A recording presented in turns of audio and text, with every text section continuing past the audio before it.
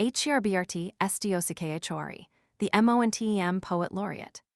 A sketch from the life. As he appeared in the Montent procession of May, 1823. Bernard Blackmantle and Robert Transit.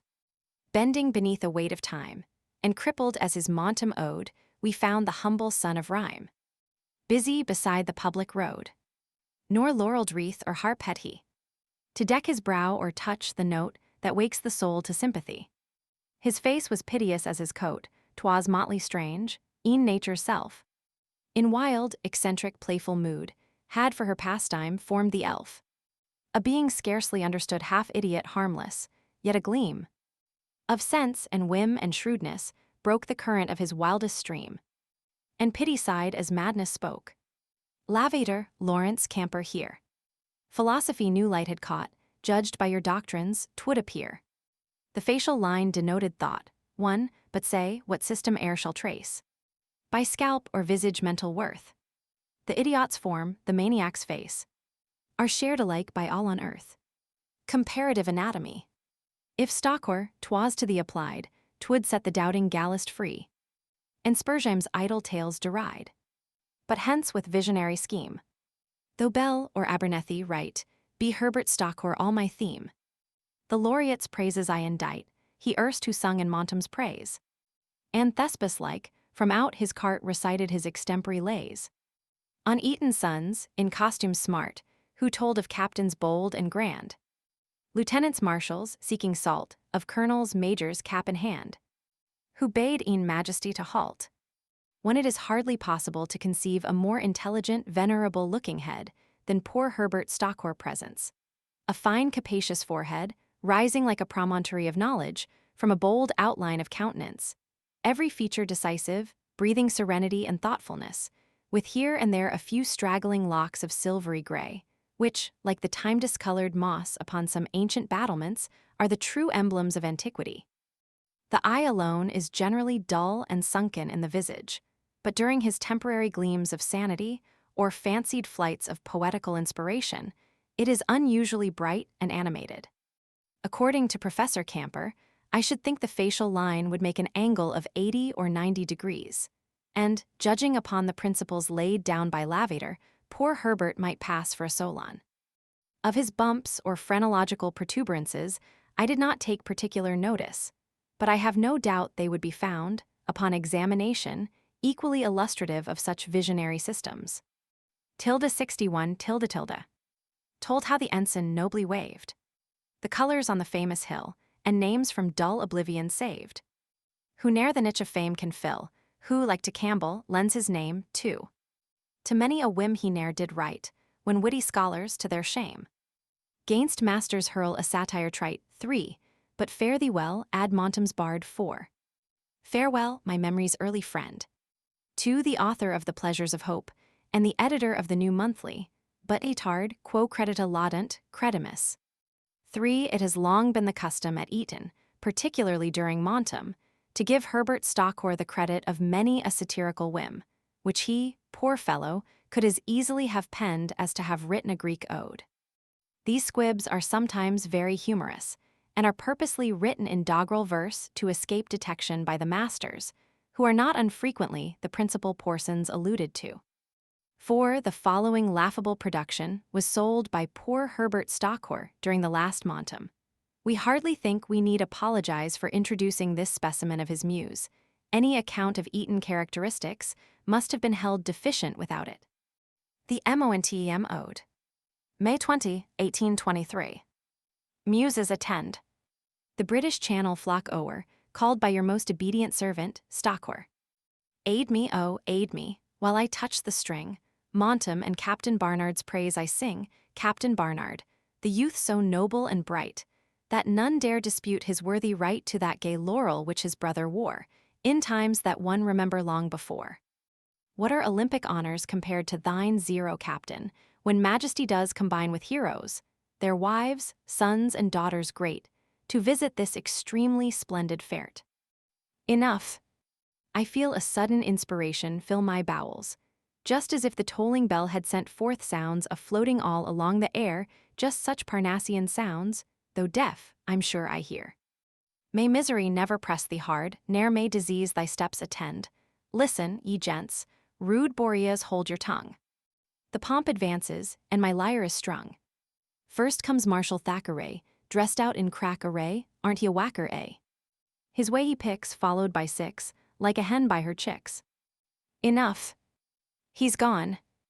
As this marshal is to music partial, the bandsmen march all. His heels upon. He who hits the balls such thumps, king of cricket bats and stumps, Barnard comes sound the drums. Silence. He's past. 8 fair pages, of different ages. Follow fast. Next comes the sergeant major, who, like an old stager, without need of bridle walks steadily, the same Dolphin Major by name. Major Dolphin by title. Next struts Sergeant Brown, very gay you must own, with gallant Mr. Hughes in well-polished shoes, then Sampson, who tramps on strong as his namesake. Then comes Webb, who don't dread to die for his fame's sake. Next shall I sing of Sergeant King and Horace Walpole, holding a tall pole, who follows King and Antrobus, though he's pulchrier ambabus. Be all thy wants by those supplied, whom charity ne'er failed to move 5. 5 This eccentric creature has for many years subsisted entirely upon the bounty of the Etonians, and the inhabitants of Windsor and Eton, who never fail to administer to his wants, and liberally supply him with many little comforts in return for his harmless pleasantries. Then to Salt Hill speed on, while the troops they lead on both Mr. Bedon and Sergeant Mitford, who's ready to fit fort.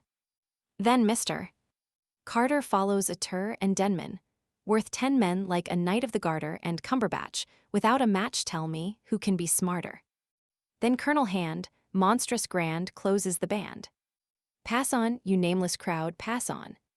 The ensign proud comes near. Let all that can see behold the ensign dancy. See, with what elegance he waves the flag to please the fancy. Pass on, gay crowd. Leman, the big, bright with gold as a guinea pig, the big, the stout, the fierce Leman, walks like a valiant gentleman. But take care of your pockets, here's salt-bearer Platt with a bag in his hand, and a plume in his hat, a handsomer youth, sure small clothes ne'er put on, though very near rivaled by elegant Sutton. Thus then has passed this grand procession, in most magnificent progression. Farewell you gay and happy throng. Etona's motto, crest and pride, is feeling, courage, friendship, love. Farewell my muse. Farewell my song, farewell Salt Hill. Farewell brave captain, as ever uniform was clapped in since fortune's kind, pray do not mock her, your humble poet. HRBRT, Stockhore. Herbert Stockhore was originally a bricklayer, and now resides at a little house which he has built for himself, and called Mount Pleasant, in a lane leading from Windsor to the meadows. He has a wife and daughter, honest, industrious people, who reside with him, and are by no means displeased at the visit of a stranger to their eccentric relative. Some idea of the old man's amusing qualifications may be conceived from the following description, to which I have added the account he gives of his heraldic bearings. It must be recollected that the Etonians encourage these whims in the poor old man, and never lose an opportunity of impressing Stockhore with a belief in the magnificent powers of his genius after we had heard him recite several of his unconnected extempore rhapsodies. We were to be indulged with the Montam Ode. This the old man insisted should be spoken in his gala dress. Nor could all the entreaties of his wife and daughter, joined to those of myself and friend, fearful of appearing obtrusive, dissuade old Herbert from his design. He appeared quite frantic with joy when the dame brought forth from an upper apartment these insignia of his laureateship. The careful manner in which they were folded up and kept clean gave us to understand that the good woman herself set some store by them. The wife and daughter now proceeded to robe the laureate bard. The first garment which was placed over his shoulders and came below his waist was a species of tunic made out of patches of bed furniture, trimmed in the most fantastic manner with fragments of worsted fringe of all colors. Over this he wore an old military jacket, of a very ancient date in respect to costume, and trimmed like the robe with fringe of every variety. A pair of loose trousers of the same materials as the tunic were also displayed, but the fashion of the poet's headdress exceeded all the rest for whimsicality. Round an old soldier's cap, a sheet of pasteboard was bent to a spiral form, rising about 14 inches, and covered with some pieces of chintz bed furniture of a very rich pattern, in 5 separate circles, was disposed as many different colors of fringes. Some worsted twisted, to resemble feathers, was suspended from the side. And the whole had the most grotesque appearance, more nearly resembling the papal crown in similitude than anything else I can conceive. Poor harmless soul, thy merry stave shall live when nobler poets bend. The poor old fellow seemed elated to a degree. We had sent for a little ale for him, but were informed he was not accustomed to drink much of any strong liquor. After a glass, Herbert recited with great gesture and action, but in a very imperfect manner, the Montam Ode, and then for a few minutes seemed quite exhausted. During this exhibition, my friend Transit was engaged in sketching his portrait, a circumstance that appeared to give great pleasure to the wife and daughter, who earnestly requested, if it was published, to be favored with a copy. We had now become quite familiar with the old man, and went with him to view his Montam car and Arabian pony, as he called them, in a stable adjoining the house. On our return, my friend Transit observed that his cart required painting, and should be decorated with some appropriate emblem. Herbert appeared to understand the idea, and immediately proceeded to give us a history of his heraldic bearings, or, as he said, what his coat of arms should be, which, he assured us, the gentlemen of Eton had subscribed for, and were having prepared at the Herald's College in London, on purpose for him to display next Montam. My grandfather, said Stockhore, was a hatter, therefore I am entitled to the beaver in the first quarter of my shield. My grandfather, by my mother's side, was a farmer, therefore I should have the wheat sheaf on the other part.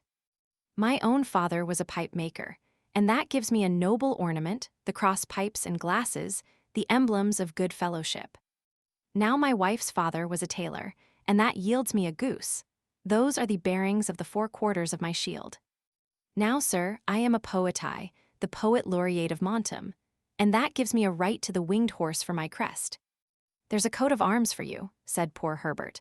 Why, it would beat everything but the king's, aye, and his too, if it wasn't for the lion and crown. The attention we paid to this whim pleased the poor creature mightily. He was all animation and delight. But the day was fast declining. So, after making the poor people a trifling present for the trouble we had given them, my friend Transit and myself took our farewell of poor Herbert, not, I confess, without regret. For I think the reader will perceive by this brief sketch thorough is great character and amusement in his harmless whims. I have been thus particular in my description of him, because he is always at Montam time an object of much curiosity, and to every Etonian of the last 30 years, his peculiarities must have frequently afforded amusement. And when Atropos to the grave, thy silvery locks of grey shall send. Etona's sons shall sing thy fame, ad Montam still thy verse resound. Still live an ever-cherished name, as long as salt too and sock abound. Too salt is the name given to the money collected at Montam. The doubtful point. Why should I not read it? Thought Horatio, hesitating with the MSS. Of life in Eton half opened in his hand. A little Chesterfield deity, called Prudence, whispered caution. Well, Miss Hypocrisy, quoth the student, what serious offense shall I commit against propriety or morality by reading a whimsical Judesprit, penned to explain the peculiar lingual localisms of Eton and display her chief characteristic follies? It is slang, said Prudence. Granted, said Horatio, but he who undertakes to depict real life must not expect to make a pleasing or a correct picture, without the due proportions of light and shade. Vice to be hated needs but to be seen. Playful satire may do more towards correcting the evil than all the dull lessons of sober-tongued morality can ever hope to effect. Candor, who just then happened to make a passing call, was appointed referee, and, without hesitation, agreed decidedly with Horatio. 1. One life at Eton will not, I hope, be construed into any intention of the author's to follow in the track of any previous publication. His object is faithfully to delineate character, not to encourage vulgar phraseology or promulgate immoral sentiment. Life in Eton. A college chant in praise of private tutors. 1.